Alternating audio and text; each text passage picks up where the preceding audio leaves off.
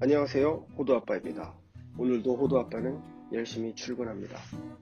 오늘은 스튜어드십 코드에 대해 이야기해볼까 합니다.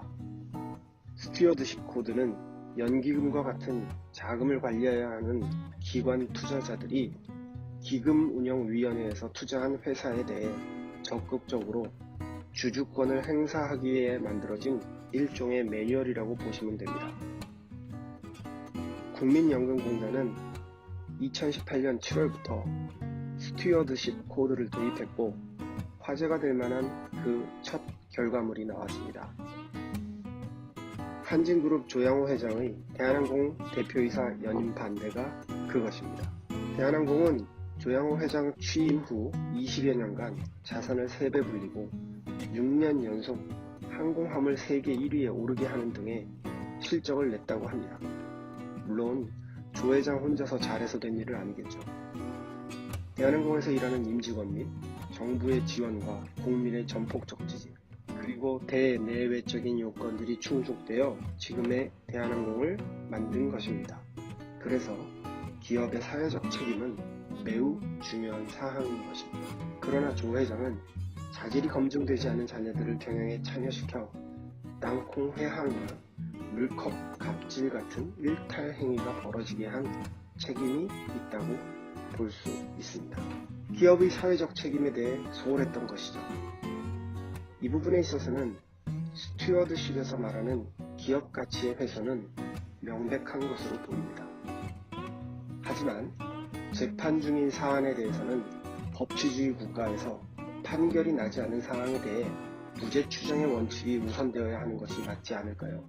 조양호 회장이 사익 편취 및 회사에 손실을 끼쳤다는 배임의 혐의로 기소된 것은 사실이지만 아직 판결 전이므로 이 부분에 대해서는 국민연금의 판단 기준에서는 배제되었어야 한다고 봅니다. 전경련이나 보수단체들은 연금 사회주의라며 국민연금에 대해 깊은 유감을 표한다는 성명을 냈지만 그들의 행위들은 자신들의 이익을 위해 대변한 것으로만 보입니다. 개인적으로 국민의 한 사람으로서 제가 맡긴 20여 년간의 노후 자금이 휴지가 되지 않도록 잘 관리해 주기를 바라는 마음에서 국민연금에 기대하는 바가 있습니다. 며칠간 대한항공의 주가는 급등과 떡락을 반복했습니다. 조 회장의 연임 무산으로 인해 전문 경영인의 화려한 등장을 기대하며 기업 가치가 올라갈 것이라는 장밋빛 기대로 4% 정도 급등했다가 조 회장이 대표이사직에서는 물러났지만 회장으로서 계속 경영할 뜻을 밝혔다고 하니 다시금 떡락을 했습니다.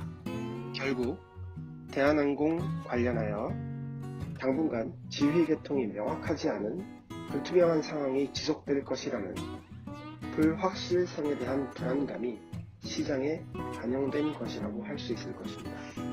개인적인 내피셜입니다.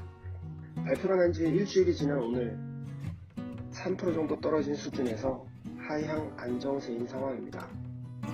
물론 장기적인 안목으로 봐야겠지만 이것이 기업 가치를 높이고 장기적인 수익 창출을 위한 결정이었다고 할 수 있을까요? 법치주의의 근간이 무너지고 국민정서법이 앞서는 현재의 대한민국은 여론을 장악하면 자유시장 경제를 무너뜨릴 수 있는 무서운 바이러스를 소유하게 되는 상황입니다. 국민연금의 잣대는 과연 공정할까요? 대한항공의 주주총회 날과 같은 날, 조 회장과 유사한 배임 혐의로 재판 중에 있는 대북 사업을 하는 한 기업의 회장 대표이사직 결정에 대해 국민연금은 표결을 하지 않았다고 합니다. 국민연금의 최상위 의결기구인 기금운용위원회의 의장은 현직 보건복지부 장관이 맡게 됩니다. 국민연금공단의 이사장은 통상 권력을 잡은 정권의 캠프에서 낙하산을 타고 내려오는 경우가 대부분이었습니다. 이러한 구조를 바꾸지 않는 한 정치적 편향성에서 절대 자유로울 수가 없습니다. 국민연금의 기금운용위원회는 기금운용의 전문가로 구성되어야 하며 검찰과 공정거래위원회와 관세청이 할 일까지 하는 거대 조직이 되어서는 절대 안 됩니다. 그렇게 되면 정부는 연기금을 무기로 기업을 통제하고 싶은 유혹을 제어할 수 없게 될 것입니다. 재벌들의 일탈을 옹호할 생각은 1도 없습니다. 그 징벌은 법에 따라 엄중하게 그리고 공정하게 처리하면 됩니다. 정치적인 중립성을 확보하고 장기적인 자산가치의 증식을 위해 스튜어드십 코드의 활용은 좋은 방향이겠지만 그 반대의 힘으로 무소불위의 주먹을 마구 휘두른다면 국민연금은 정권이 바뀔 때마다 극심한 홍역을 앓게 될 것입니다. 여러분이 냈던 국민연금은 과연 우리가 받을 수 있을까요?